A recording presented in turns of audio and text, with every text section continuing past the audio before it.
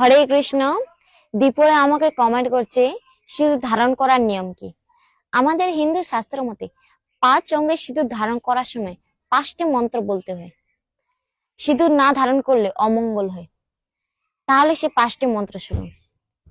1 number, শীতিতে।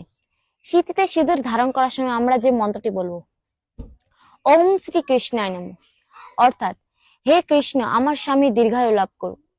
2 number, কপালে।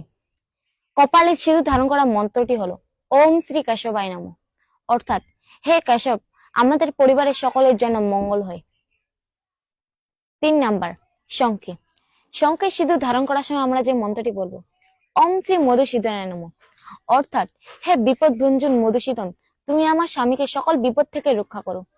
4 number, কণ্ঠে। কণ্ঠে সিঁদুর ধারণ করার সময় আমরা যে মন্ত্রটি বলবো, ওম শ্রী গোবিন্দায় নমঃ,